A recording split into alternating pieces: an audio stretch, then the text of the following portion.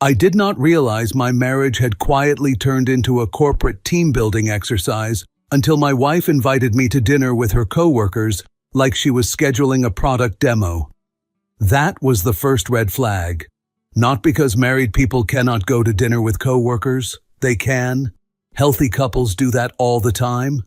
No, the issue was the way she invited me. Not, "Hey, do you want to come?" Not, "It might be fun."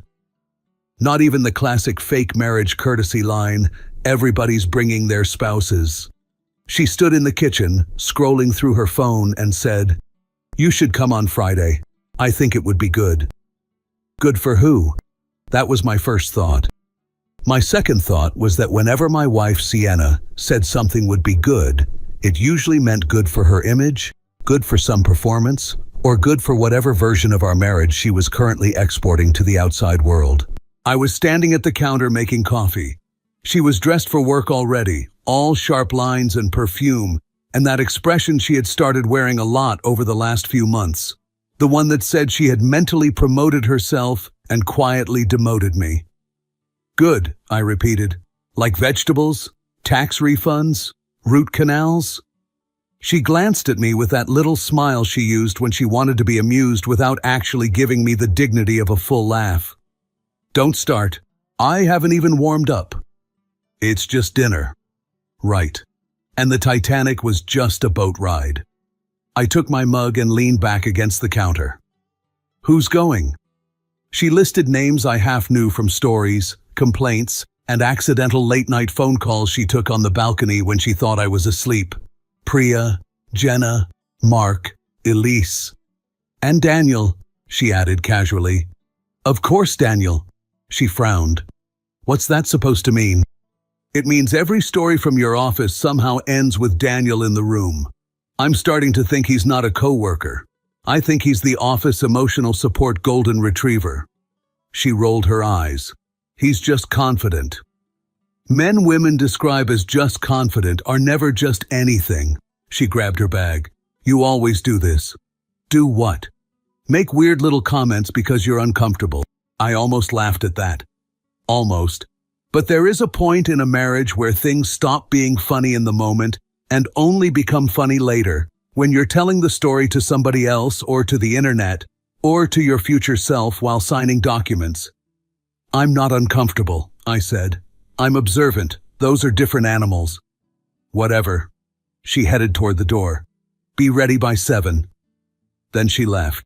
I stood there listening to the door close, the apartment suddenly too quiet, except for the hum of the fridge and the low mechanical sigh of the HVAC, trying its best to cool a place that cost more per month than my first car, my second car, and one emotionally devastating semester of college combined. The apartment was beautiful, I'll give her that. Floor-to-ceiling windows, downtown view, kitchen island the size of an aircraft carrier, soft lighting that made even bad decisions look elegant after sunset. It was also expensive enough to make a sensible person sweat when rent day came around. I was the sensible person. The lease was in my name. The utilities were mostly on my cards. The insurance, the parking, the internet, half the furniture, all me. Not because I was trying to be some noble provider from a black and white movie. Mostly because when we moved in, Sienna said her income was better used for flexibility, which is corporate wife language for I'd rather not. And because at the time, I still believed marriage was a team sport, not a subscription service where one person pays and the other leaves critical reviews. The lease ended in 2 weeks. That mattered later.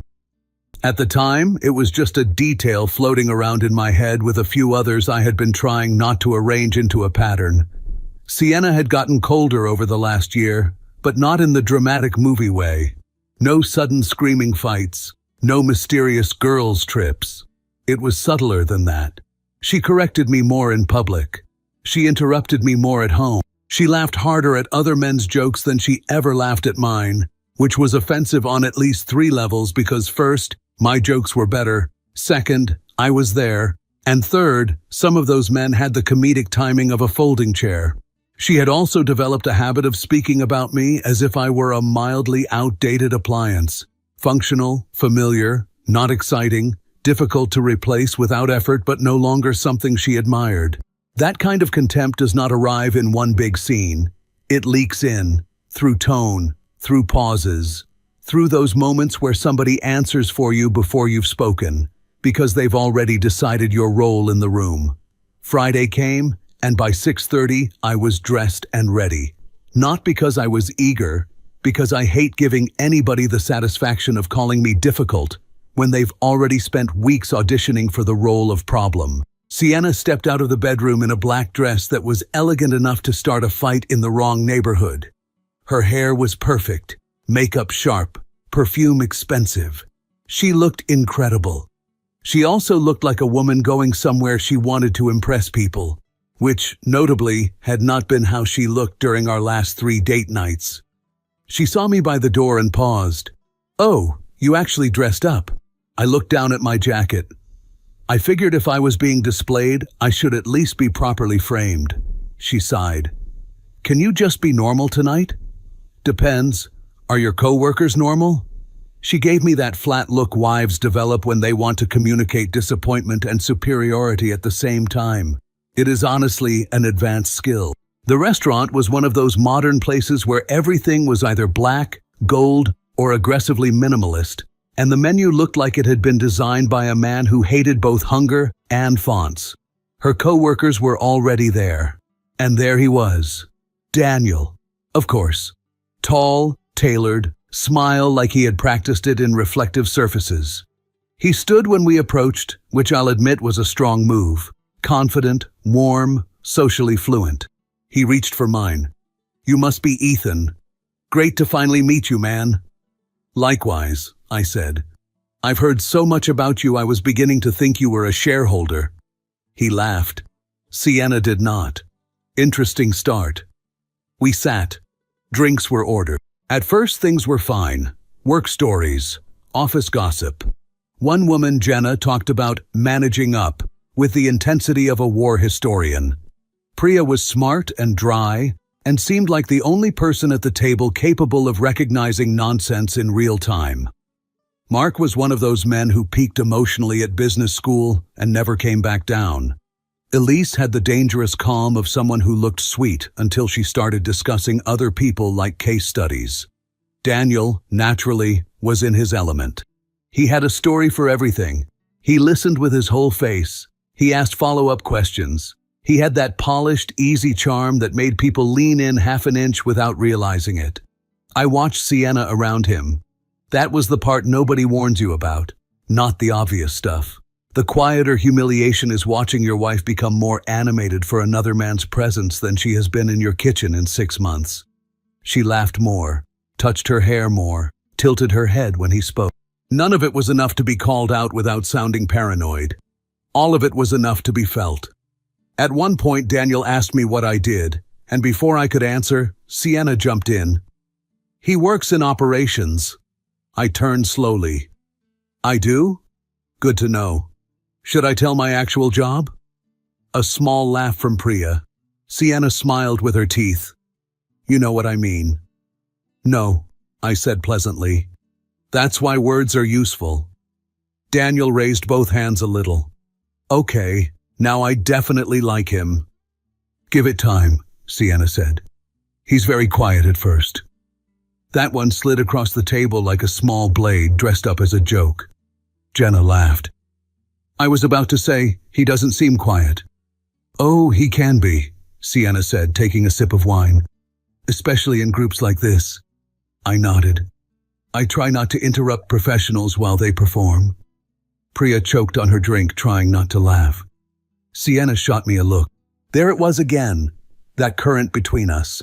Her irritation. My refusal to sit there smiling while she translated me into a smaller, more convenient version of myself. The appetizers came, then the wine, then the momentum, and once the table warmed up, Sienna got looser. That was when the evening stopped feeling like dinner and started feeling like a live demonstration of how much disrespect she thought I would politely absorb in public. "He's not really ambitious," she said at one point, like she was sharing a charming little fact about my favorite cereal. "He's more steady." Mark smirked into his glass. I cut a piece of salmon and said, "That's true. I lack the thrilling instability of men who schedule meetings to discuss other meetings." That got a real laugh from 3 people. Even Daniel smiled wider. Sienna did not. She leaned back, crossing her legs. "See? That? He does that thing where he thinks sarcasm is a personality." I looked at her. "It's not my whole personality." Could have fooled me. Elise let out the kind of laugh people use when they're not sure if they're watching flirting or a slow-motion vehicle collision. I set down my fork carefully. "Good thing I bring range then?" Daniel jumped in, probably trying to keep things playful. "Honestly, sarcasm is a survival trait in most marriages. Only the good ones," I said. Priya coughed into her napkin to hide a grin. Sienna swirled her wine. "Well, some people use humor to compensate." I turned to her fully now. "For what?" That should have been the moment she backed off. A smart spouse would have. A kind spouse definitely would have. Sienna smiled instead. Not warmly, not lovingly. The way people smile before they say something they already know they'll later call not a big deal. For not being very driven. There it was. Not loud, not dramatic. Just clean and public and aimed directly at my ribs. The table went slightly still. Not completely. Nobody froze like in a movie. But the energy shifted. You can feel when a joke stops being communal and becomes targeted. I took a sip of water, set the glass down. Then I smiled. "Driven?" I said. "That's interesting. Last time I checked, I was driving most of the bills." A tiny silence. Then Priya looked down, smiling into her drink. Mark suddenly became very interested in the candle. Jenna's eyes did that thing women's eyes do when a situation gets good and terrible at the same time. Sienna's face cooled several degrees. "I didn't mean financially," she said. "Of course not," I replied. "That would make this awkward." Daniel tried to rescue the mood. "Okay, new topic. Somebody tell the worst client story they've ever had." People laughed. The current moved. The table recovered. But Sienna had that look now. The one that said I had embarrassed her, not by saying anything false, but by refusing to play dead while she stepped on my neck in public. The second course came. So did the flirting. It wasn't theatrical. That would have been easier, honestly. No hand on the thigh under the table. Just 1,000 socially acceptable little choices. Daniel complimented her necklace. She touched it and said, "You noticed." He said, "I noticed details." I almost applauded. It was such a professionally polished line I wanted to ask if it came with a warranty. Then he asked how she handled working with so many strong personalities. And she laughed in that breathy, pleased way I had not heard directed at me in months. "Oh, I manage," she said. He grinned. "I can see that." I leaned back in my chair and watched them like a man observing a home renovation show about his own house. At some point I said mildly, "You two need a room, or just a better audience?" Jenna laughed too loudly. Daniel raised an eyebrow but smiled. "We're just talking."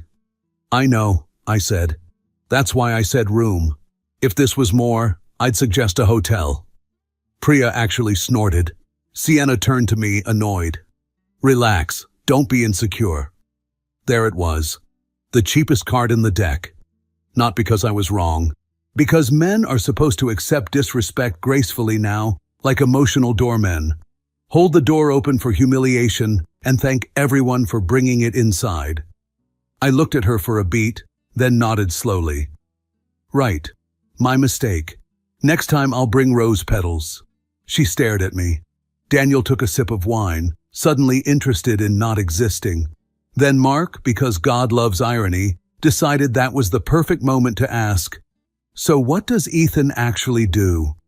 I opened my mouth. Sienna beat me to it. "He helps," she said with a little shrug. "Sometimes." The table laughed. Not everybody. Not fully. But enough. Enough for me to hear exactly what kind of husband she thought she'd brought to dinner. Enough for me to understand this wasn't accidental anymore. Enough for me to make a decision. I smiled, not because I was amused, Because when you finally see the full shape of a person's contempt, there's a strange calm that comes with it, like finding the source of a leak after months of water damage. Terrible news, sure, but at least now you know where to aim the hammer. I set down my glass and looked at her. "You're being disrespectful." The words landed flat and clean. No raised voice, no shaking hands, no theatrical speech, just truth, placed gently in the middle of the table like a loaded gun. And for the first time all night, nobody laughed. She rolled her eyes immediately, like I had just complained about the weather. "Oh, come on," she said. "Don't make this dramatic." "I'm not," I replied calmly. "I'm just pointing out what's happening." Jenna shifted in her chair. Priya watched us with the quiet focus of someone who had just canceled her mental Netflix subscription because this was better. Daniel leaned back slightly, hands loosely together, clearly trying to stay neutral. Smart move. When couples start fencing in public, the safest place is behind your glass. Sienna sighed like I had inconvenienced her. "You're reading too much into everything." "No," I said. "I'm reading exactly what you're writing." That got a small, involuntary smile from Priya again. She hid it behind her napkin. Sienna's expression tightened. She did not like losing control of the narrative. She especially did not like losing it in front of people she wanted to impress. "If you're uncomfortable," she said, her tone sharpening, "you didn't have to come." I nodded once. "Good to know for next time." "There won't be a next time if you keep acting like this." I leaned back. "You publicly humiliate me for an hour, flirt with another guy, and I behave badly." Daniel opened his mouth slightly, then closed it. Not his circus. Sienna crossed her arms. "You're being ridiculous." I tilted my head. "Or you're being disrespectful." There it was again. Same sentence. Same calm tone. No escalation. That seemed to irritate her more than yelling would have. She gave a short laugh. "If you don't like it, get out." There was a beat. Somebody, I think Mark, chuckled awkwardly, assuming it was still playful. I looked at her. She didn't look away. Her expression said she meant it. "Seriously," she added a little louder. "Get out." Now nobody laughed. You could actually feel the table freeze. The air thickened. Forks stopped moving. Even the waiter passing by slowed down for half a second, sensing something human and messy. I held her gaze. Then I nodded. "Okay." No sarcasm, no speech, no drama.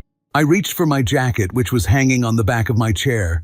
The sound of the fabric sliding off the wood felt louder than it should have. I put it on slowly, like I was leaving a meeting that had simply ended. Nobody stopped me. That part was interesting. Not because I expected them to physically block the exit. But usually somebody says something. "Hey man, don't go." Or "Come on, sit down." Or at least a week, "It's just a joke." Nothing. They watched. Sienna's expression shifted slightly. I think she expected hesitation. Maybe a little pleading. Maybe a sarcastic comment. Something to confirm that she still controlled the frame. I didn't give her any of that. I just picked up my phone, looked at the table one more time and said, "Have a good night." Then I walked away. The restaurant noise swallowed me almost immediately. Glasses clinking, music, low conversations, the normal world continuing, completely indifferent to the fact that my marriage had just quietly cracked in half between appetizers and dessert. Outside, the air was cool. I stood there for a second, breathing, not shaking, not angry, just done. That's the weird part about certain moments.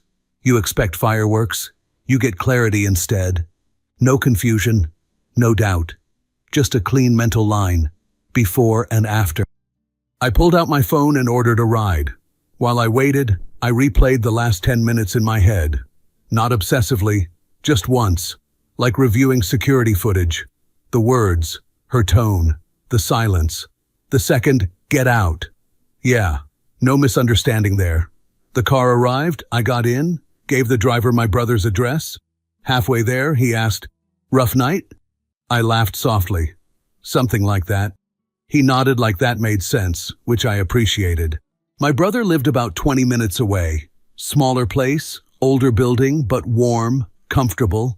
The kind of apartment where nothing matched but everything worked. He opened the door in a hoodie and socks, holding a slice of pizza like a man who had given up on pretending adulthood was organized. He looked at me, then at the jacket, then at my face. "You good?" I walked past him into the living room. "Yeah." He closed the door slowly. That "yeah" sounded expensive. I sat down on his couch. "I'm just done." He leaned against the wall. "Done like, fight done? Or done done?" "Done done."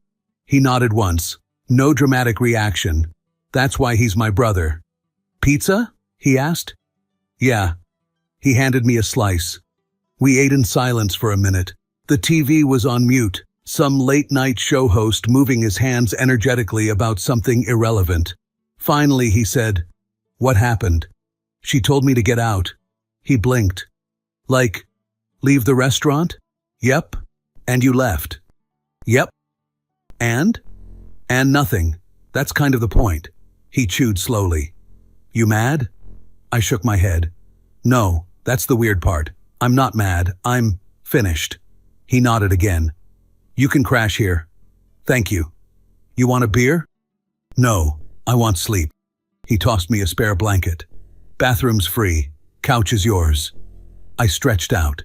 The couch wasn't great, but it didn't matter. My brain was already shifting gears, not emotionally, logistically.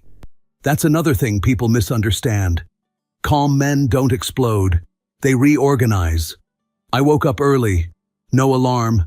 Just that quiet internal click that happens when your mind has already decided something while you were sleeping.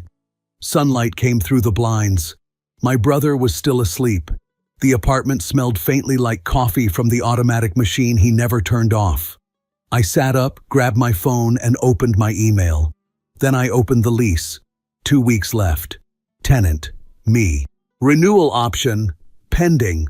Contact, property manager. I stared at the document for a few seconds, not with anger, with clarity. She told me to get out. Okay, I got out. Now the rest followed naturally. I stepped into the kitchen, poured coffee, and dialed the property manager. He picked up on the third ring. "Good morning, this is Aaron." "Hey Aaron, it's Ethan from Unit 2104. "Oh hey Ethan, everything okay?" "Yeah, just calling about the lease. I won't be renewing." Short pause. "Okay, you sure? We can send the renewal paperwork today." "No need." "All right. Move-out date would be the end of the current term." "Correct." "You want us to start scheduling showings?" "Yes." Another pause. Slightly longer. He probably heard something in my tone. "Everything all right?" he asked carefully. "Yeah," I said. "Just simplifying." "Understood. I'll send the notice." "Appreciate it." I hung up. No drama, no speech, just a checkbox flipped. I took a sip of coffee and looked out the window. For the first time in months, I felt lighter. Not happy, but lighter. Decisions do that. They remove the fog. My brother shuffled into the kitchen, half awake. "You're up early." "Yeah." He opened the fridge. "You look like you just bought or sold something." "I canceled the lease." He froze with the milk carton in his hand. "You what?" "I'm not renewing. They're starting showings." He blinked slowly. "She knows?" "No." He poured milk into his coffee. "That's cold." I shrugged. "It's practical." He took a sip. "You filing too?" "Yeah." He nodded. "You're really done?" "Yeah." He leaned back against the counter. "You okay?" I thought about it. Then I smiled slightly. "Yeah," I said. "She told me to get out." He raised an eyebrow. "So I did." By mid-morning, the email from the property manager arrived. Formal, polite, efficient. Notice of non-renewal. Showings may begin within 24 or 48 hours. Tenant responsible for vacating by end of term. Standard corporate language that sounds harmless until you realize it's basically a countdown timer with punctuation. I didn't text Sienna. Not yet. There's a particular kind of power in letting reality introduce itself. I spent the rest of the morning at my brother's kitchen table, laptop open, quietly lining things up. I contacted a lawyer, nothing theatrical, just a short consultation request. Divorce isn't romantic, but it is extremely administrative. Forms, dates, assets, signatures.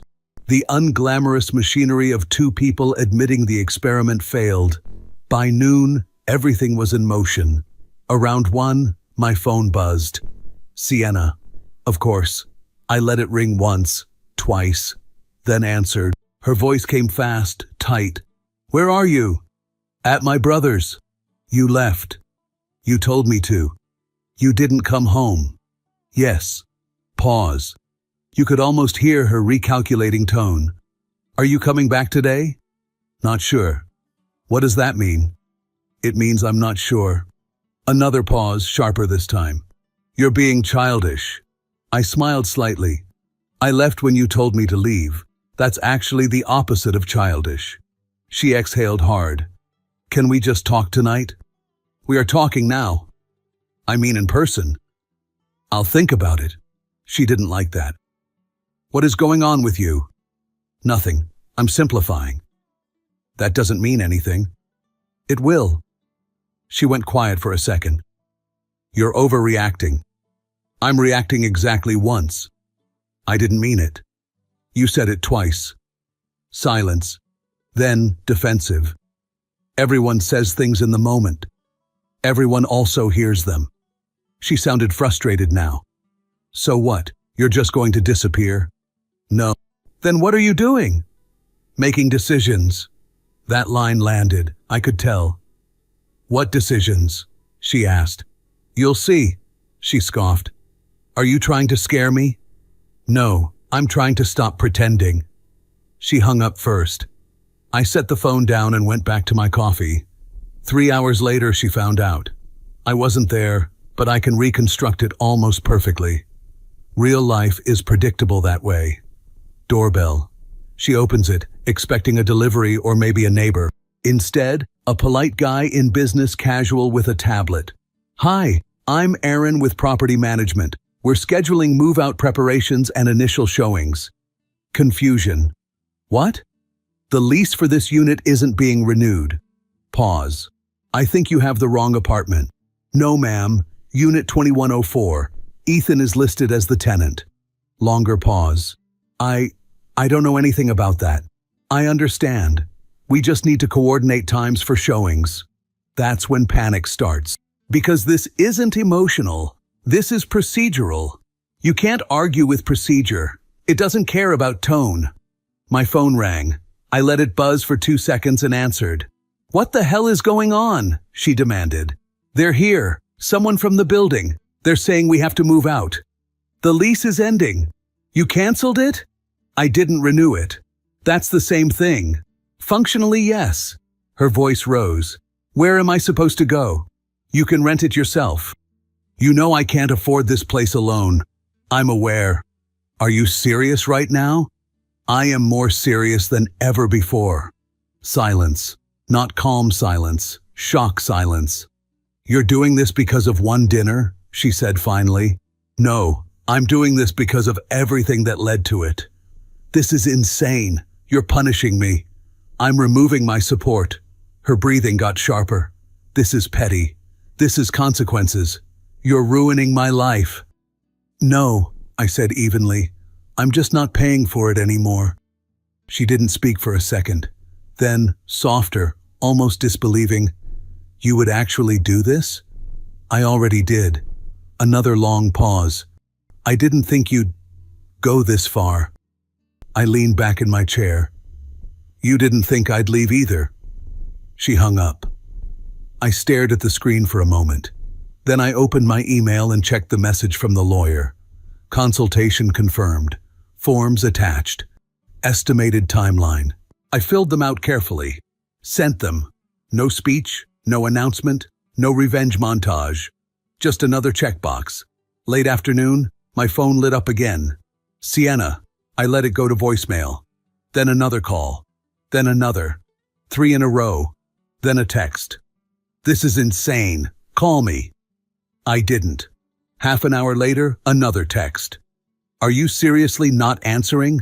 I still didn't. Because at this point, silence was not cruelty. It was consistency. Around 6, I received the confirmation from the lawyer. Filing scheduled, documents prepared. I downloaded the PDF, looked at it. Our names next to each other, one last time, in legal formatting. It felt oddly anticlimactic. I opened a new email. To Sienna subject, documents, no message, just attachment, send. 5 minutes later, my phone exploded. Call, call, call. I muted it. Then a text. What is this? Another. Are you actually filing? Another. You can't be serious. I didn't answer. Not because I was angry, because everything I needed to say was already said. She told me to get out, so I did. And then I stopped paying for the life she thought was hers. Monday morning felt strangely normal. That's the part nobody tells you about major life decisions. You expect the world to look different. Instead, the coffee still tastes like coffee.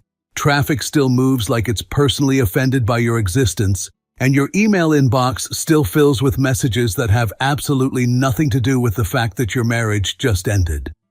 I got dressed at my brother's place, borrowed his iron because my shirt looked like I slept inside a gym bag, and drove to work. The entire ride I felt calm. My phone had 12 missed calls from Sienna, 3 voicemails, 7 texts. I didn't open them. Work was work. That's another underrated advantage of employment. It forces you into a structure that doesn't care about your personal drama. I parked in the underground lot, grabbed my bag, and walked toward the building entrance. She was standing there, leaning against the low concrete wall near the doors, arms wrapped around herself, like she'd been there for a while. She saw me immediately and straightened. Ethan. I stopped a few steps away. Morning. That threw her. She probably expected coldness or anger. Politeness is confusing when someone expects a fight. You're really doing this? She asked. I already did. She stepped closer. Can we talk? We're talking. Not like this. I glanced at the office doors. People were already coming in. A couple of coworkers slowed down slightly, pretending not to look. Corporate buildings run on silent observation. What do you want to say? I asked. She took a breath. I overreacted. Friday. I shouldn't have said that. No, I agreed. You shouldn't have. I didn't mean it. You said it twice. She flinched. I was embarrassed. It doesn't change anything. You put me on the spot. She looked down briefly. I'm sorry. There it was. Not dramatic. Not perfect. But real enough. I nodded once. Okay. Her eyes lifted quickly. Okay? Relief flashed across her face. Too quickly. So, we can fix this, she said, stepping closer. Right? We just overreacted. Both of us. I shook my head slightly. No, I reacted once. You've been acting for months. She exhaled sharply. That's not fair. A coworker walked past us and gave me a subtle nod, like he was acknowledging I was in the middle of something messy. Offices are full of silent alliances. I came here early, she said softly. I wanted to talk before you went in. I see that. I didn't sleep, she frowned. You're being distant. I'm being consistent. She rubbed her forehead. I didn't think you'd file for divorce. I didn't think you'd tell me to get out. That was one moment. It wasn't. She looked frustrated now. So that's it? You're just throwing everything away? I almost laughed at the phrasing. You told me to leave, I said calmly. I left. Everything else is just logistics. Her voice tightened. I didn't mean the marriage. I know. What does that mean? It means you didn't think your words had consequences. She took a step closer. I'm here, aren't I? I'm trying. I see that. Then stop. Stop this. She gestured vaguely, like this meant lawyers, emails, reality. I shook my head. You're trying to rewind. I'm moving forward. Her eyes filled slightly, not dramatic tears, just the kind that show up when someone realizes control is gone. We can go to counseling, she said quickly. We can reset. I'll do whatever. That sounds like effort, I said. It should have started before you introduced me as background equipment. She swallowed. So you're really done? I met her eyes, not angry, not cold, just steady. Yes. She shook her head slowly. You're not even upset. I was, months ago. She stared at me like she was trying to find the man she expected, the one who argued, defended, negotiated, the one who still needed her approval. He wasn't there. I didn't think you'd actually walk away, she whispered. I didn't think you'd actually push. We stood there for a moment.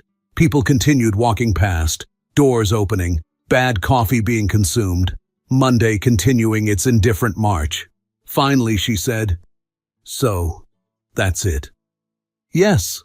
She nodded slowly, like she was memorizing the moment.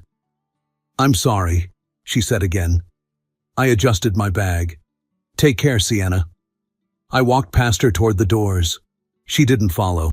A few weeks later, the apartment was empty. I went back there again, towards the end of my lease, to pick up the rest of my things. I walked through slowly. It's strange how quickly a place stops belonging to you once the decision is made. A few weeks earlier, I had been paying for every square foot of it. Now it felt like a hotel room after checkout. I left the keys on the counter and closed the door behind me. The divorce paperwork moved exactly like paperwork always does, slowly, predictably, unemotionally. Emails.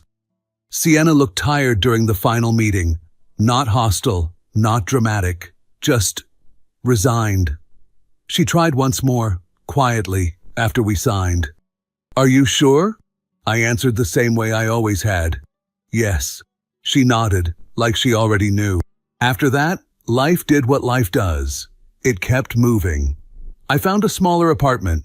Nothing fancy. Clean, practical, affordable. The kind of place where you don't feel like you're financing a lifestyle for someone else. I bought a couch that I actually liked. Set up a desk near the window. Work stayed busy. Friends asked questions. My brother kept making terrible coffee and pretending it was artisanal. Things settled. One evening, months later, I ran into Priya from that dinner. Completely by accident. Grocery store. She recognized me first. Hey, she said, surprised. Ethan, right? Yeah. We chatted for a minute. Small talk. Life updates. Then she hesitated and said, I always wondered what happened after that night. I smiled slightly. I left. She nodded. Yeah, I figured. Then she added, honestly, that took guts. I shrugged. It took clarity. She smiled. Same thing sometime. We said goodbye, and I walked to my car with a bag of groceries and a quiet sense of closure. Because by then, the anger was gone. The frustration too. All that remained was the lesson. Respect isn't loud when it disappears. It fades quietly. In jokes, in tone, in how someone introduces you to the world. And once it's gone, everything else is just logistics. She told me to get out. So I did. I walked away from being treated like a footnote in my own life. If you felt this story hit hard, drop a like, subscribe for more, and share your thoughts in the comments. Your support keeps Steelheart beating.